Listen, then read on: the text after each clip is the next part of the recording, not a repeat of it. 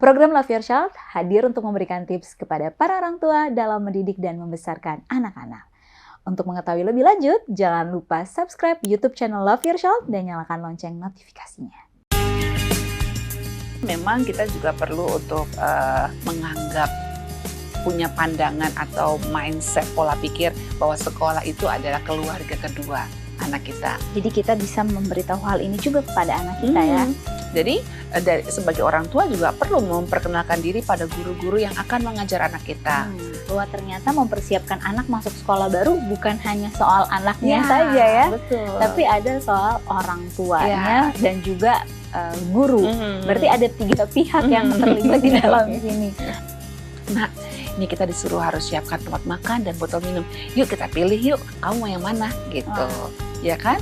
Dan kita bawa ke tempat supermarket misalnya, biar dia yang pilih, oh saya maunya gambar ini.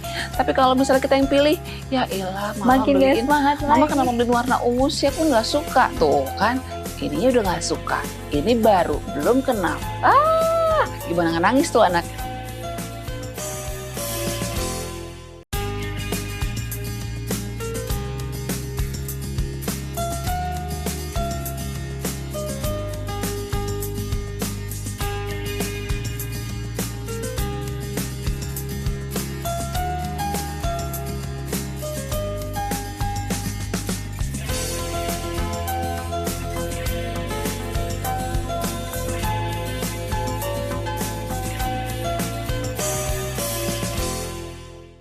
Shalom pemirsa Hope Channel dimanapun Anda berada, kita bertemu kembali dalam program Love Your Child, satu program yang mengajak kita untuk mendidik dan mengasihi anak-anak menjadikan generasi yang lebih baik.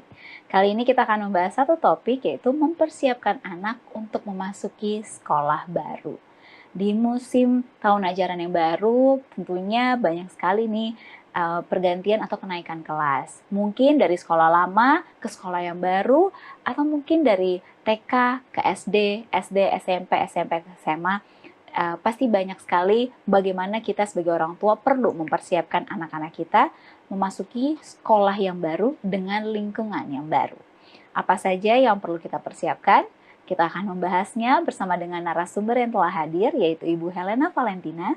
Beliau merupakan seorang psikolog dan praktisi pendidikan. Shalom Ibu Helena. Shalom Eva. Wah, kita mau membahas tentang memasuki sekolah baru. Yes. Pasti ini banyak sekali Ibu Helena jumpai. Drama-drama Korea yang sering ada di sekolah.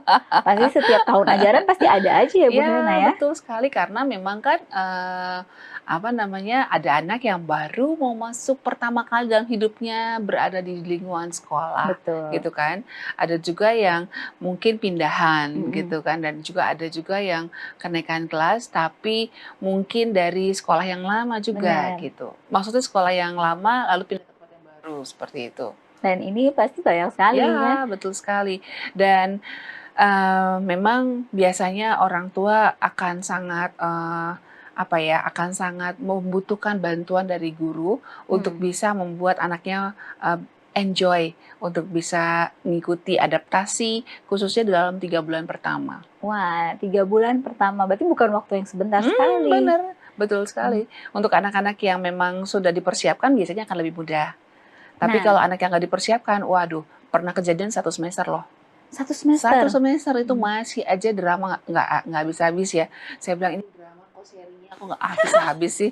Episode 1, 2, 3 terus sampai 1 semester loh. Sampai 1 semester. Nah, berarti kan kalau ini dibiarkan terus-menerus, kita nggak ada yang namanya persiapan dari orang tua, bahkan dari guru sendiri nggak ada cara untuk blend bersama. Dampaknya apa nih kepada cara anak ini tersebut? Tentu saja harusnya dia sudah mulai belajar, ini malah nggak belajar-belajar dong. Orang isi penuh dengan tangisan. Waduh, dia akan merasa sekolah ini tempat yang tidak nyaman. Iya, betul sekali. Jadi kalau boleh aku kasih kasusnya adalah anak yang mungkin ketika dia masuk ke dalam sekolah, tapi si ibunya sendiri juga nggak ikhlas. Waduh. Ibunya sendiri nggak siap berpisah, kacau nggak sih? Gimana anaknya ya? Nah itu dia. Makin drama dua-duanya. Tapi it is the fact loh, itu benar nyata banget. Jadi anaknya itu ketika dia masuk ke sekolah, kan kita suka sampaikan gini, ibu boleh pulang loh, anaknya biar sama kami ya bu ya. Mama, gitu. Nangis kayak Nanti ya. mamanya gini, nah iya Ya, loh. Terus aduh. nanti udah masuk nih dalam udah nangis-nangis ya kan, nangis wah wah. Kita udah berusaha menghibur, kita kasih alihkan perhatian dengan kegiatan atau dengan mainan dan sebagainya ya di TK gitu ya. Nah, ini si mamanya bisa loh 1 jam berikutnya nongol di balik jendela ngintip-ngintip gitu. Ya Waduh. kan sambil nangis usap-usap air mata. Aneh ya, aneh Wow, banget makin loh. anaknya nggak bisa move on Iya ya. iyalah mamanya tuh, "Mama," kan gitu. Aduh. Jadi guru-guru kadang-kadang suka merasa gimana ya, prihatin lah. Ini apa sih maksudnya ibu ini? Emang sih anak pertama, jadi mungkin baru pertama kali punya anak dan selama ini begitu dekat, Betul. sekali ini berpisah. Tapi kan secara orang tuanya kan dewasa ya, Pasti ya kan? seharusnya lebih dewasa lagi Lagi pula kan menghadapinya. waktu dia mendaftar kan dia sudah punya kesadaran bahwa anaknya ini akan dititipkan selama sekian jam di sekolah kan gitu. Mm-mm. Mestinya kan dibantu dong. Ini malah dia ikut apa namanya seperti Romeo and Juliet begitu sih, penuh air mata. Ya ampun. Wah, Kita jadi merasa seperti gini loh. Kita kok jadi kayak pelaku kejahatan gini. Jadi kita mau guru-guru, jangan-jangan kita jadi kayak penculik nih. padahal ada niat baik yang mau dilakukan juga. Iya, sampai akhirnya anak itu lompat pagar dan lari kejar mamanya. Aduh. Aduh. Akhirnya kita ajak bicara orang tuanya, "Bu, sebenarnya ini mau disekolahkan apa enggak sih? Iya, Apa betul. namanya, ini anak sebenarnya sudah mulai adaptasi loh, sudah mulai ketawa di kelas. Tapi ketika ibu muncul wajahnya di jendela, itu kan jadi Buyar anaknya lagi. buyar lagi, Bu. Mm. Minta tolonglah kalau memang ini apa namanya, ada kerinduan ibu sabarlah, ditahan dulu ya Bu." Ya ampun, sampai kayak begitu loh. Jadi rupanya perlu juga kesiapan mental dari orang tua, bukan Nah, cuma anaknya. ini yang mau kita perbincangkan bersama-sama Mhm. Ibu Helena, bahwa ternyata mempersiapkan anak masuk sekolah baru bukan hanya soal anaknya Iya, saja ya, tapi betul. ada soal orang tuanya Iya. dan juga guru. Berarti Mhm. ada 3 pihak yang terlibat di dalam Mhm. sini. Wah, ini kalau kita lihat secara kasat mata kayak kompleks sekali untuk Mhm. masuk sekolah. Kalau begitu Ibu Helena, apa saja yang perlu dipersiapkan di keluarga dulu lah, Mhm. orang tua dan juga anak, ketika Mhm. anak mau memasuki sekolah yang Iya. baru? Jadi yang pertama kita perlu ingat selalu ya dalam segala segi kehidupan, yang namanya perubahan itu berpotensi menimbulkan stres, ya Pasti. kan? Eva aja deh waktu mau menikah kan ada Mm-mm. stres juga kan, Betul. karena memasuki satu babak baru yang sebelumnya belum pernah dirasakan oleh Eva kan gitu. Sama seperti halnya anak-anak ini, ketika dia tadinya di rumah main bebas dan tidak pakai seragam dong di rumah, Benar. masa iya sih di rumah pakai seragam? Nggak mungkin sih. Itu adalah perubahan dan apalagi ketika dia belum mengenal sama sekali lingkungan ini, ya Iya. kan, nggak punya teman yang dia kenal, guru-gurunya semua wajah-wajah yang asing, yang baru. Wah, apalagi kalau bahasanya juga bahasa yang asing. Wah, udahlah lengkap penderitaan ya. Tapi jangan putus asa, karena walaupun itu bisa membuat ketegangan sendiri, tapi sebenarnya apa tuh namanya, yang namanya perubahan untuk sesuatu yang lebih baik itu perlu dilalui dan pasti bisa berhasil asal ada kerjasama antara anggota di rumah tangga, juga mungkin siapa yang membantu di rumah, anaknya dan dengan pihak sekolah. Itu yang paling utama. Kita mulai dari rumah dulu, berarti kan dari keluarga kecil yang mau mempersiapkan anak ini untuk sekolah. Apa yang perlu dipersiapkan sebelum mereka Iya. bersekolah? Kita sudah tahu ya bahwa perubahan itu akan menimbulkan potensi stres ya pada anak kita dan juga kita sebenarnya. Tapi kalau orang dewasa kan lebih mudah untuk beradaptasi. Tapi kalau anak-anak kan, aduh gimana ya, dia belum terampil loh untuk mengatasi ketegangan yang ada dalam dirinya. Jadi yang pertama batasi di perubahannya, ya kan? Iya, iya. Ada yang bisa dipertahankan untuk tetap dilakukan, lakukanlah. Contohnya kita kalau misalnya mau pisah sama anak kita, waktu kita mau berangkat ke kantor, kita kan mungkin ada ritual khusus tuh. Ya, ya kan? Terus abis itu peluk dulu. Bye sayang, gitu kan misalnya. Atau mungkin kita doain dulu. Ada loh orang tua seperti itu. Dipeluk anaknya, didoakan dulu, baru Pergi ya. pisah, gitu kan. Ya terserah ritualnya seperti apa yang memang sudah sering terjadi, itu dipertahankan gitu. Jadi jangan sampai nanti biasanya kalau mau pisah sama mama itu biasanya kita peluk dulu. Tapi kali ini karena kita buru-buru, akhirnya anaknya begitu turun dari mobil langsung dikasih ke gurunya, terus langsung pergi. Wah, itu anak akan merasa perubahan banyak banget ya. Mama juga berubah, sekolah berubah, maksudnya suasana baru di sekolah juga berubah. Wah, ini menambah menambah beban dia atas perubahan yang terjadi. Wah, ini Mhm. yang mungkin kita anggap sepele saja, tapi ternyata sangat berdampak kepada Mhm, anak ya, apalagi yang mhm. memasuki lingkungan baru. Ibu Iya, Hana, kita masih akan oke. membahasnya, dan pemirsa tetaplah bersama kami, The Love Your Child.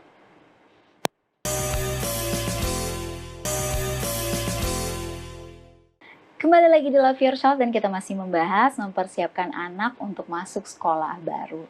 Tadi persiapan pertama adalah jangan sampai perubahan itu Terlalu banyak, terlalu banyak.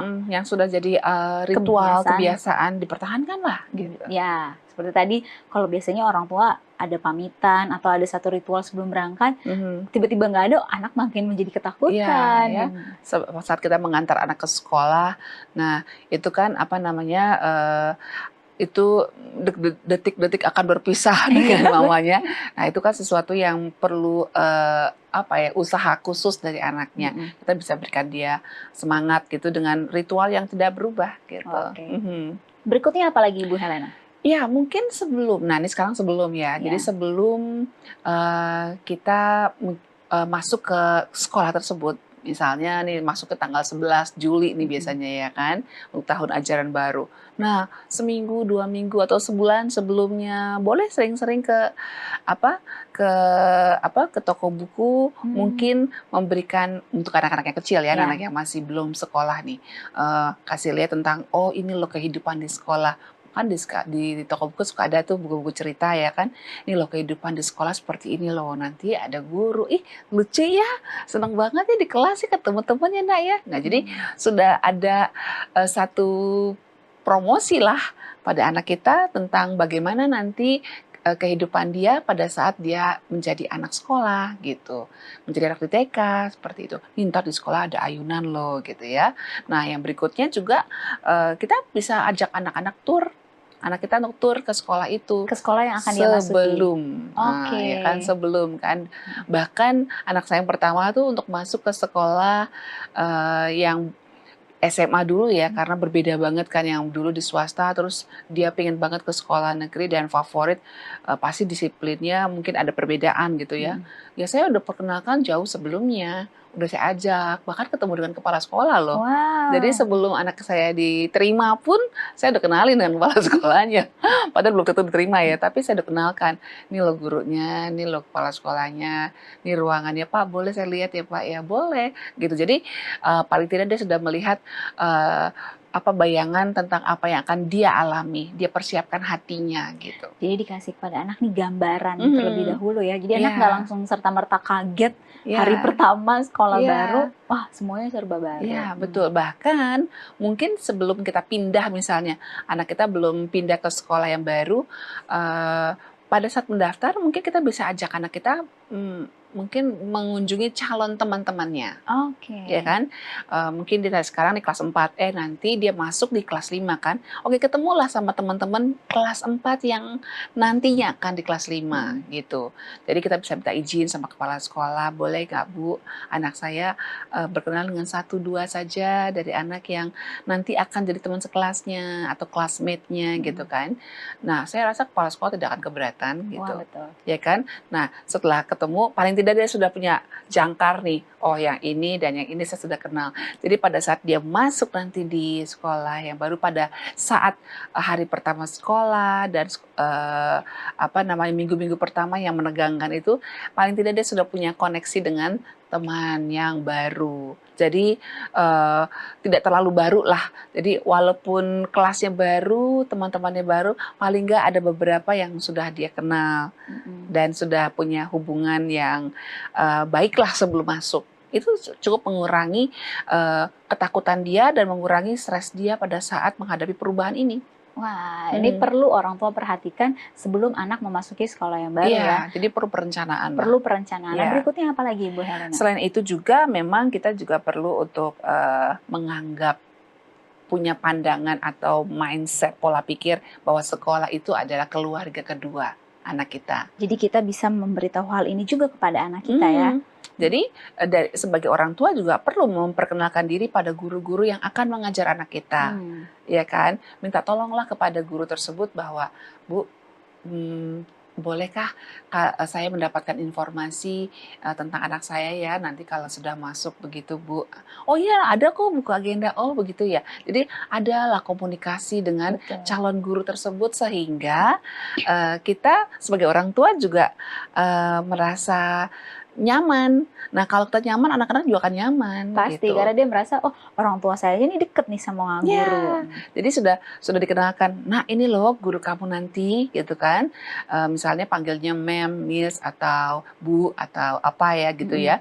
Jadi anak itu akan akan merasa lebih tenang karena apa? Karena selain ada teman yang dia sudah kenal, gurunya itu kan sebenarnya orang tua dia nanti di sekolah kan, dia sudah kenal juga dan dia sudah merasa bahwa dia sudah diterima secara pribadi oleh orang dewasa yang akan menjadi otoritas di kelas dia nanti. Jadi apalagi yang perlu ditakutkan kan gitu. Wah ini ternyata persiapan ini penting sekali dilakukan ya, dan direncanakan, bukan sekedar memasuki anak aja sekolah, tapi ada perencanaannya. Jadi itu memang sebuah cara yang bijaksana sehingga proses adaptasi, proses perpindahan itu menjadi smooth sekali. Benar. Jadi keuntungannya adalah harusnya dia masih proses tegang, takut segala macam selama 1-2 minggu gitu. Ini nggak perlu lagi. Jadi meminimalisir waktunya lebih cepat untuk belajar. Jadi ketika mungkin hari pertama mungkin masih orientasi lah ya. Hari pertama, kedua, ada juga sekolah yang 1 minggu. Nah setelah itu dia akan masuki proses belajar dengan nyaman. Karena ya dia sudah merasa bagian dari sekolah itu. Bagian dari kelas itu. Dia nggak merasa ada sesuatu hal yang perlu untuk dia takuti atau dia cemaskan gitu. Wah, lanjut berikutnya apa lagi? Ya, selain itu juga memang kita perlu perlu ajak anak kita sebagai penginisiatif. Penginisiasi. Gimana ya? Maksudnya seperti ini. Kan kalau kita ingin pergi ke satu tempat, tapi kita yang menentukan bajunya mau apa, kita mau pakai sepatu yang mana, itu kan lebih semangat kan? Betul. Dibanding kalau, oke ini nanti kamu pergi ya, nih bajunya, nih seragamnya semuanya, aduh kayak gimana ya orang di sana, ini juga beban lah, karena apa? Karena kita merasa bahwa seperti robot nih gitu. Semua diatur. Iya gitu. Tapi kalau kita dikasih kebebasan untuk memilih, kan itu kan lebih mudah. Memang mungkin sekolah bukan dia yang pilih, tapi orang tuanya yang pilih. Tapi paling tidak ketika dia akan masuk ke sana, masuk ke sekolah yang baru ini, mamanya memberikan dia kesempatan untuk menentukan apa yang baik buat dia pakai, apa yang dia perlu siapkan sesuai dengan apa yang diminta oleh sekolah tersebut. Misalnya gini, anak-anak perlu menyiapkan tempat makan, botol minum, dan sebagainya. Ya itu kan harus, ya kan? Tapi kan coraknya bisa bebas dong. Betul. Nah itu kita kasih sama anak kita. Nah ini kita disuruh harus siapkan tempat makan dan botol minum. Yuk kita pilih yuk, kamu mau yang mana gitu. Ya kan? Jadi kita bawa ke tempat supermarket misalnya, biar dia yang pilih, oh saya maunya gambar ini. Tapi kalau misalnya kita yang pilih, ya elah mama makin beliin, mama lagi. kenapa beliin warna ungu sih, aku nggak suka. Tuh kan, ininya udah nggak suka. Ini baru, belum kenal. Gimana nggak nangis tuh anak? Wah, ini perlu sekali diperhatikan oleh para orang tua dalam menentukan, bukan menentukannya, dalam mempersiapkan. Biar dia yang mimpin. Betul, anak untuk sekolah baru. Mungkin kita nggak bisa nentuin dia mau pakai baju apa karena sudah ada seragam. Tapi hal-hal yang kecil seperti itu bisa kita buat untuk mempersiapkan anak kita. Nah ya, pemirsa, kita masih akan membahasnya. Tetaplah bersama kami di Love Your Child.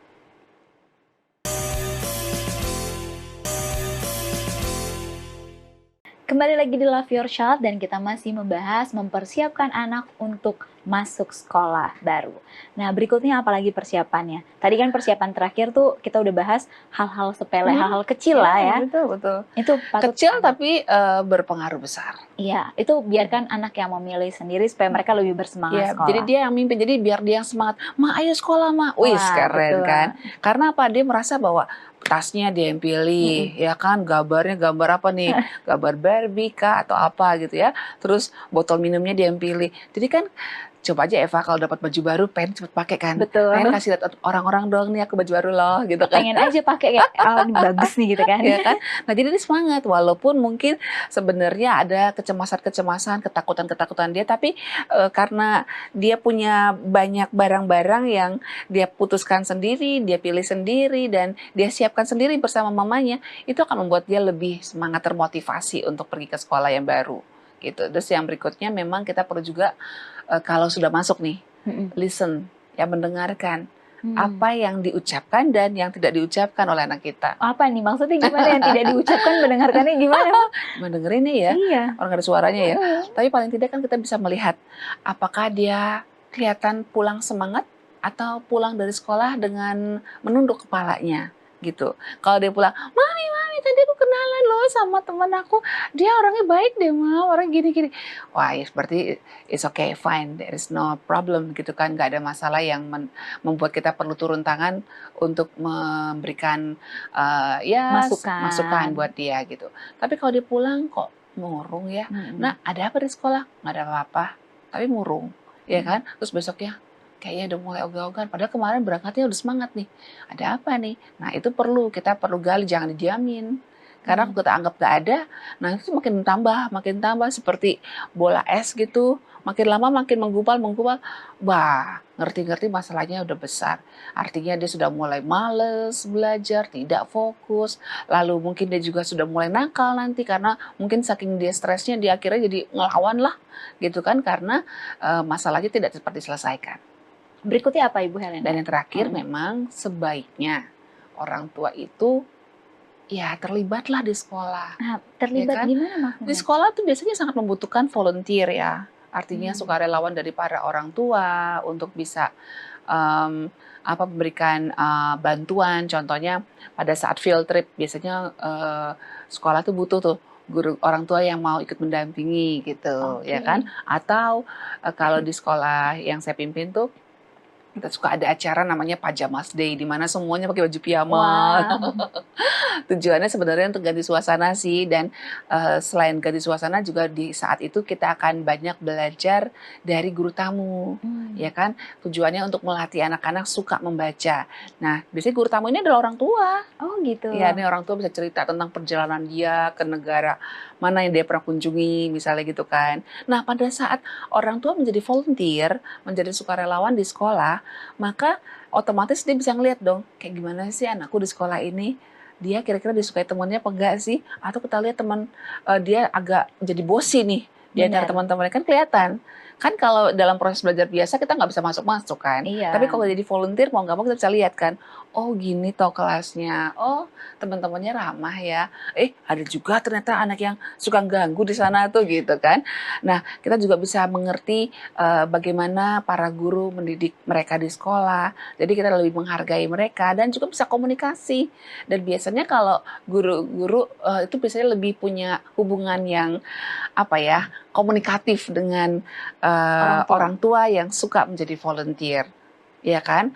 Ya kadang-kadang malah tanpa kita sadari kita jadi lebih aware nih para guru kepada anaknya gitu. Pak, ini Pak orang tuanya suka bantu kita jadi guru di sini kan. Nah, akhirnya anaknya mungkin lebih mendapat perhatian, bisa jadi seperti itu. Wah, ini penting sekali orang tua untuk pahami ya. Berarti kan ini satu hal yang perlu orang tua fokuskan, orang tua ambil perhatian. Kalau misalnya di Bu Helena, hal-hal yang tadi tuh nggak dilakukan oleh orang tua dalam mempersiapkan anak masuk sekolah baru, apa dampaknya bagi anak-anak ini? Kalau tadi kan dia jadi makin lama lah dramanya gitu, atau ada hal-hal lain dampaknya? Iya, Yang pasti ketika anak ini mungkin dia pindah ke satu sekolah yang sudah dia kenal, mungkin tanpa harus orang tua jadi volunteer kah gitu, mungkin dia sudah lebih nyaman karena mungkin dia punya teman gerejanya atau teman lesnya ada di situ kan, sudah nyaman gak ada masalah kan. Tapi kalau misalnya banyak hal-hal yang tidak mendukung dia untuk lebih mudah adaptasi, lalu orang tua juga kayaknya nggak peduli untuk terlibat dan juga memberikan rasa kehadiran orang tua di sekolah, ya akibatnya anak-anak akan merasa bahwa dia seperti sendirian. Dia Hmm. merasa sendirian di sekolah dan itu pernah juga saya temukan anak seperti itu ya, dia merasa alone di sekolah alone. Karena apa? Di rumah dia juga kesepian karena nggak boleh keluar rumah. Di sekolah juga dia dianggap orang aneh, orang Karena tuanya juga jarang datang dan orang tuanya kalau dipanggil juga nggak pernah memberikan respon yang baik. Akhirnya ya guru juga mau menolong dia bagaimana gitu kan. Akhirnya anak ini jadi seperti alone terus. dampak akademisnya apa Bu Helena? Akademisnya kalau udah merasa alone gimana? Orang merasa sendirian, kesepian gitu kan pasti dia ya mau konsentrasi gimana ya? Kan kesepian itu sesuatu yang mengganggu di hati. Jadi waktu saya konseling anak ini, saya tanya kenapa. Nah, rupanya ya dia merasa bahwa dia sering dianggap aneh oleh teman-temannya. Oke. Karena bahasa dia bahasa gamesin, ngomongin kayak orang ngomong games gitu. Jadi anak, iya apa sih orang ini Betul. kan gitu. Terus kalau mukul kenceng banget gitu. Karena memang dia nggak terbiasa bergaul di rumahnya. Dia nggak boleh main dengan orang-orang di tetangganya, nggak boleh. Di rumah terus hanya games dan games saja. Jadi akhirnya kan teman di sekolah juga tidak mau berteman dengan dia. Siapa sih mau dipukul kan gitu. Iya. Jadi akhirnya anak ini kesepian dan nilainya juga anjlok terus ya kan, Wah, ini sangat disayangkan ya. sangat disayangkan dan kemampuan dia untuk bekerja sama di kelompok belajar susah juga karena teman-teman pada ogah untuk eh, belajar bersama dengan dia. Sayang kan ya? Sayang sekali, Sayang hanya karena sekali. orang tua tidak Iya, mempersiapkan betul. Dan itu sampai prosesnya sampai tahun loh. Iya pasti. Mhm. Dan saya tadi yang mengerikannya adalah dampak akademisnya. Iya. Seharusnya anak ini bisa menjadi orang berprestasi ya Bu Helena. Iya, nah itu akhirnya yang saya lakukan adalah mengajak dia untuk beradaptasi dan saya temukan antara teman-teman dan dia. Kita ajak untuk bermain dalam kelompok yang sama gitu. Jadi semua diharapkan untuk punya pengalaman bermain dengan anak ini gitu. Oh. Nah, jadi akhirnya lama-lama dia merasa welcome, baru mulai berubah dan nilainya mulai naik. Wah, mungkin dia hal mulai yang dianggap tidak nyambung ya kayaknya. Sampai orang tuanya berpikir gini loh, udah nggak apa-apa lah nilai anak saya jelek karena anak saya memang bodoh karena orang tuanya sering ngajar di rumah dan frustasi gitu. Dan di sekolah juga guru bingung juga gimana cara ngajarinnya karena anak ini juga nggak bawa buku juga ke sekolah ya kan. Jadi guru kan kalau anak sering menghindari peraturan seperti ini kan akhirnya jadi jengkel kan. Iya, betul. Akhirnya dicap lah anak ini, nggak dicap sih, tapi dikategorikan anak yang slow learner. Tapi setelah saya konseling, saya coba kasih treatment seperti itu, saya bilang, bagaimana mungkin anak slow learner dengan nilai 90 pada fisika? Wah, betul. Iya kan? Dia adalah masalah kesepian dan merasa sulit untuk beradaptasi. Itu yang harus diselesaikan. Wah, saya jadi dapat satu tambahan nih. Saya jadi punya satu pemikiran, ternyata keterampilan sosial itu mempengaruhi pemikiran kita, mempengaruhi juga akademik kita. Iya. Saya baru tahu dari cerita Ibu Helena ini. Wah, dan ini yang perlu kita sebagai orang tua untuk mengerti bersama-sama.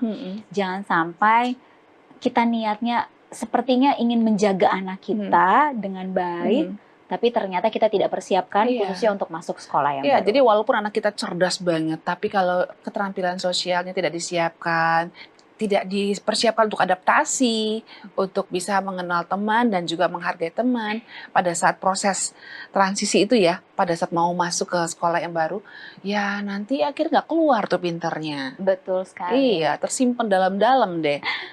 Dicapnya anak ini sebagai sesuatu yang sebenarnya nggak begitu. Dianggap anak bandel, dianggap anak yang kejam, dianggap anak yang tidak bisa mikir dan sebagainya. Padahal dia punya kecerdasan yang luar biasa. Wah, terima kasih banyak Ibu Helena. Kita jadi belajar bagaimana kita sebagai orang tua Mhm. khususnya mempersiapkan anak-anak untuk memasuki sekolah yang baru khususnya Mhm. bagi anak-anak kita. Dan terima kasih juga kepada pemirsa Love Your Child dimanapun Anda berada yang telah menyaksikan episode kali ini.